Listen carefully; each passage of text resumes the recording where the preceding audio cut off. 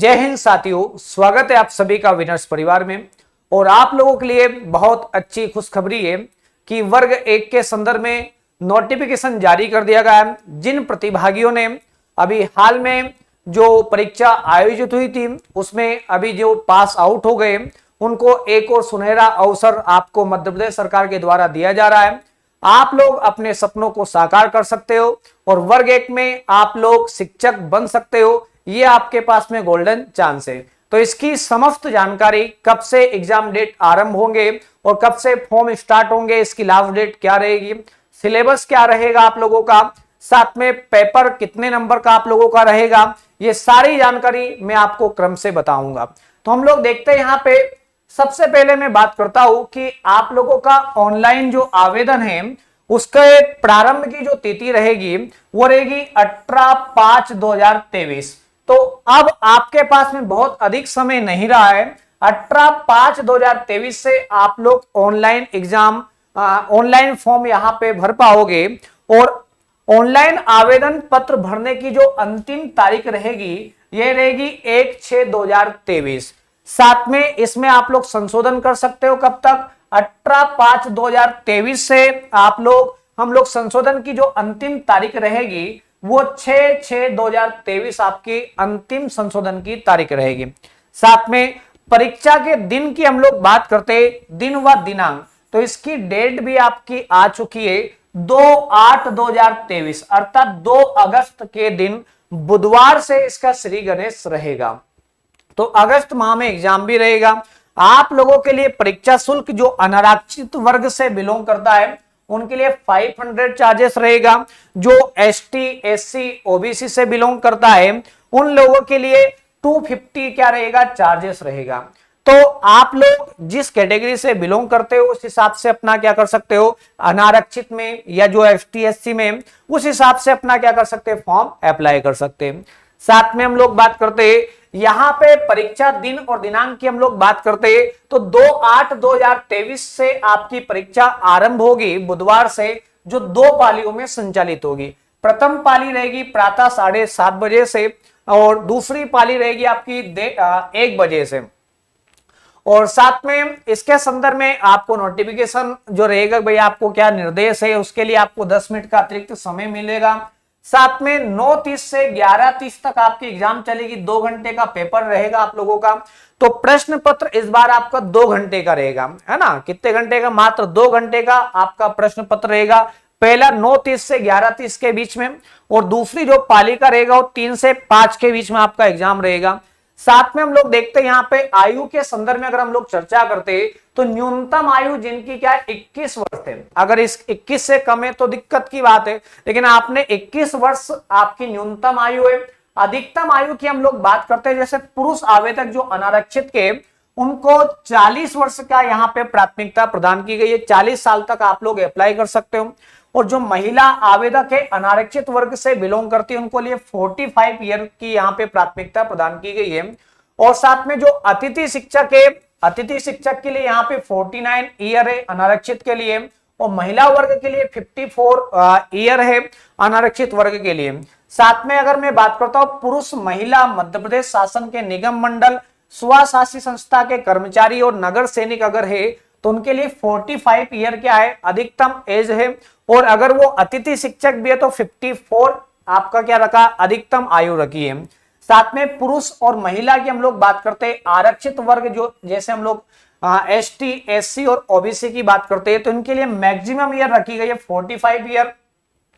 साथ में जो अतिथि शिक्षक है जिनने कम से कम 200 दिन क्या किया है, आपने जो अतिथि शिक्षक के रूप में आपने कार्य अगर किया है तो आपको मैक्सिमम 54 ईयर आपको क्या रखा गया, यहाँ पे क्राइटेरिया रखा गया।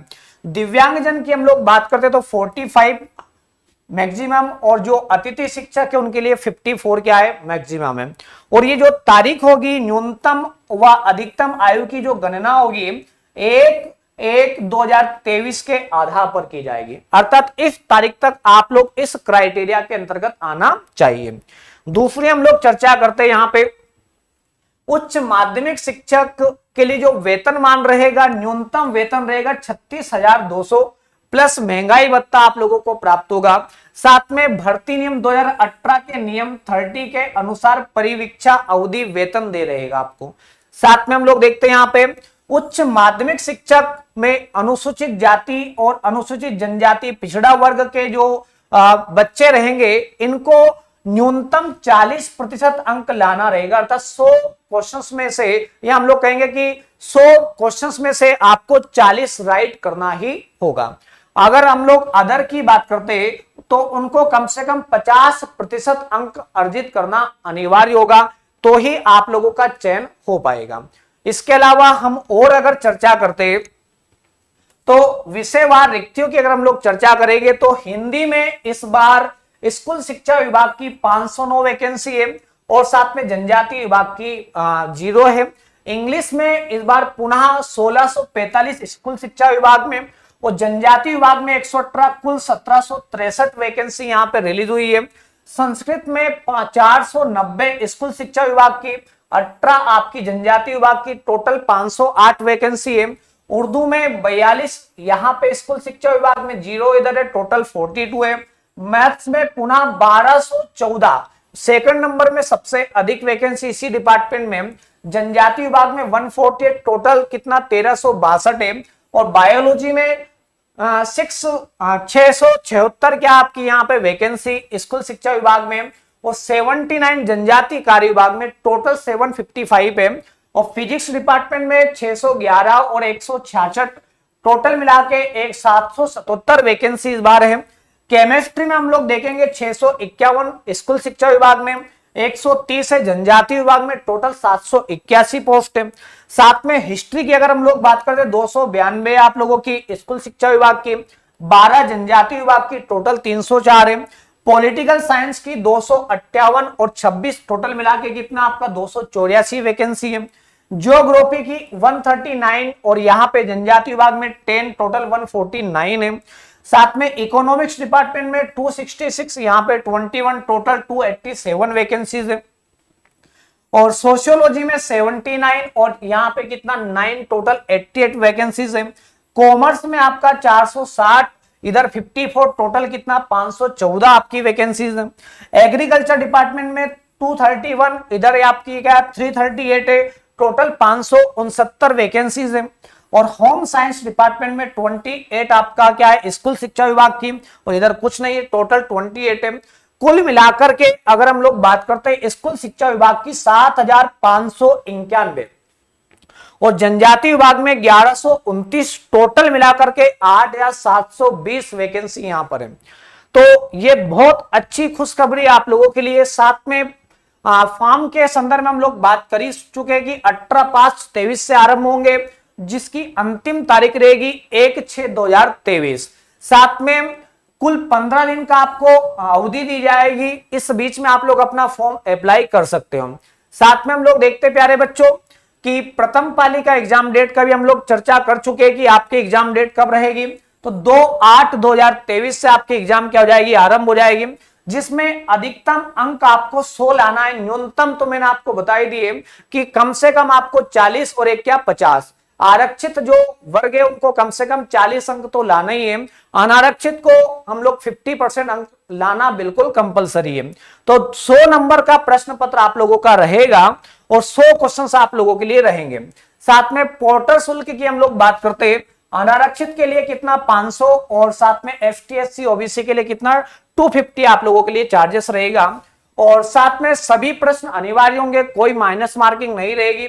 चयन परीक्षा है तो 100 अंकों का एक प्रश्न पत्र होगा, जिसकी समय अवधि कितनी 2 घंटे की आप लोगों की रहेगी। और साथ में बहुविकल्पीय प्रश्न रहेगा, जिसमें आपको 4 ऑप्शंस क्या रहेंगे देखने को मिलेंगे और प्रत्येक एक सही प्रश्न के लिए एक अंक आपको प्रदान किया जाएगा। साथ में जैसे यहाँ पे 16 सब्जेक्ट यहाँ पे शामिल किए गए, हिंदी, अंग्रेजी, संस्कृत, उर्दू, गणित, भौतिक विज्ञान, बायोलॉजी, केमिस्ट्री, गृह विज्ञान, वाणिज्य, इतिहास, भूगोल, राजनीति शास्त्र, अर्थशास्त्र, कृषि और समाज शास्त्र। तो इनके आपके 100 क्वेश्चंस और 100 अंक का प्रश्न पत्र प्रत्येक विषय का रहेगा। जो जिस विषय से बिलोंग करता है सिर्फ उसको उसी विषय की तैयारी करना है, इधर उधर भटकने की बिल्कुल आपको जरूरत नहीं है।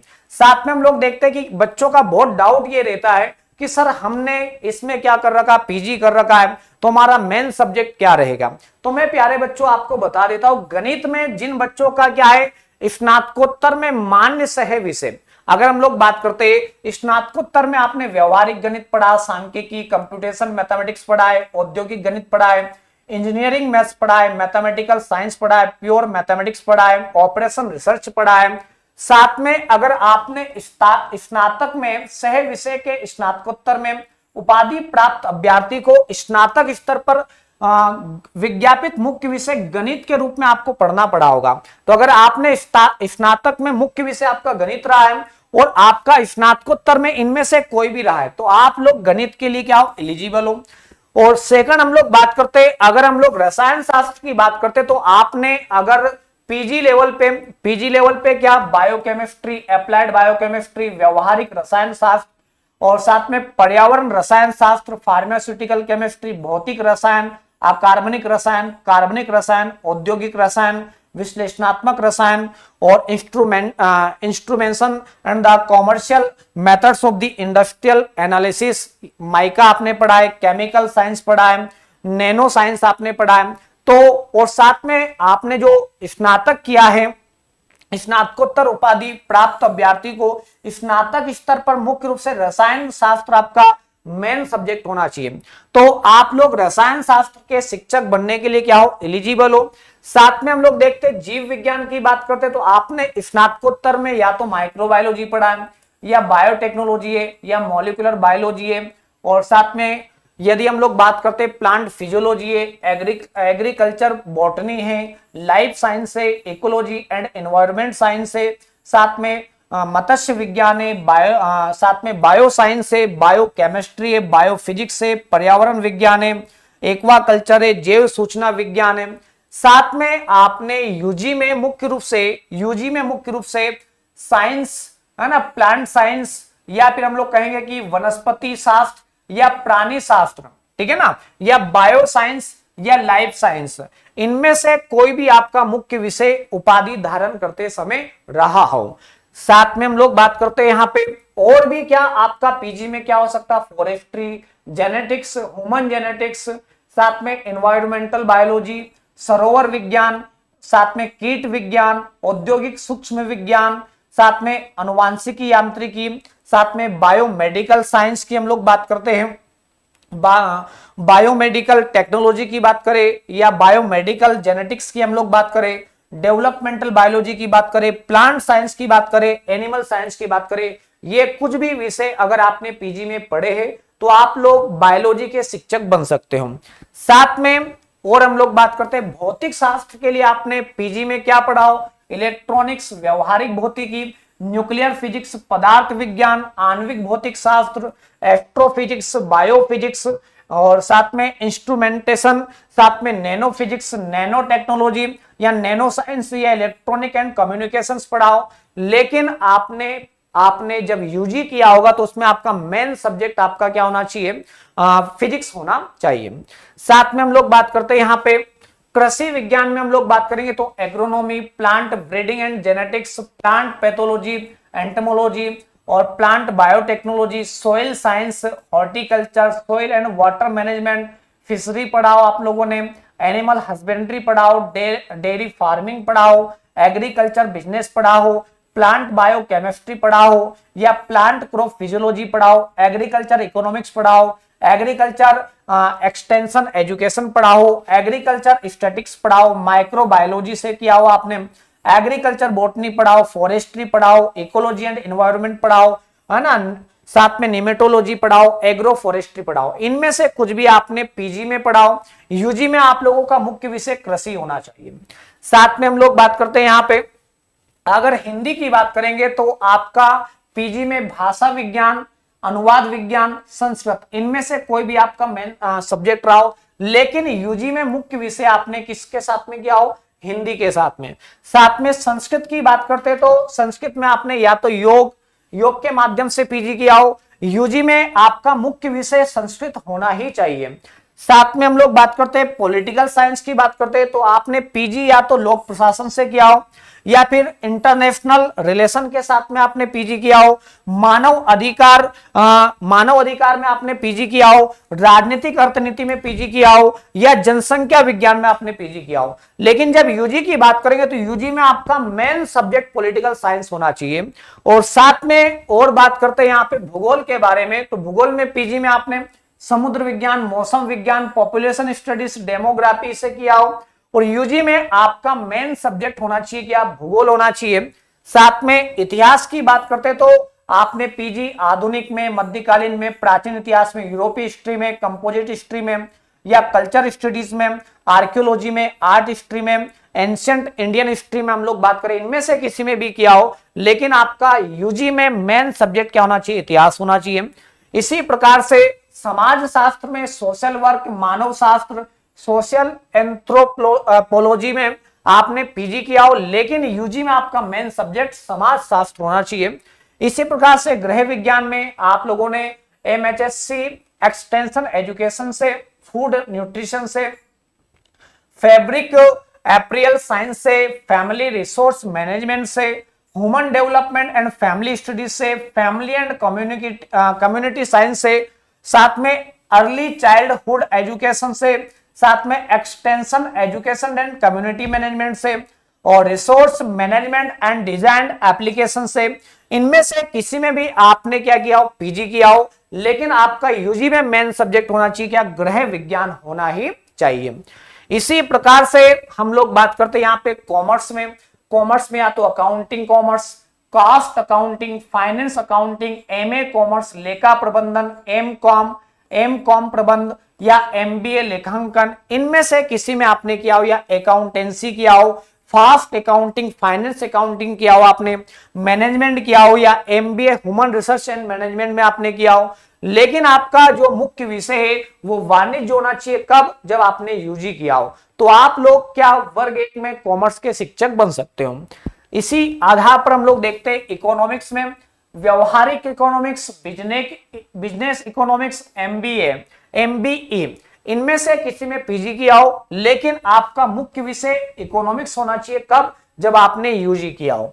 इसी प्रकार से अंग्रेजी साहित्य में आपने कोई सह विषय नहीं हो, स्नातकोत्तर में उपाधि में मुख्य विषय उत्तीर्ण होना चाहिए। आपने मुख्य विषय बोले तो अंग्रेजी में आपने क्या किया हो? पास आउट किया हो। साथ में उर्दू में कोई सह विषय की जरूरत नहीं है, बस जरूरत है आपने पीजी में उर्दू में किया हो। पीजी उर्दू में आपकी अगर होगी तो आप लोग इसका शिक्षक बन सकते हो। तो ये रही थी आपको सामान्य जानकारी, जो आपको ए टू जेड जो आपके काम की है वो यहाँ पे समस्त जानकारी आपको प्रदान की गई है। बाकी इसका विस्तृत जो सिलेबस रहेगा वो पीडीएफ के माध्यम से हम आप तक पहुंचा देंगे। साथ में अब जरूरत क्या है आपको शुरुआत करने की, तो शीघ्र अतिशीघ्र आप क्या करें? तैयारी में लग जाए और अपने सपनों को शीघ्र अतिशीघ्र क्या करें? साकार करें। तो हम लोग मिलेंगे ब्रेक के बाद। जय हिंद, जय भारत, धन्यवाद।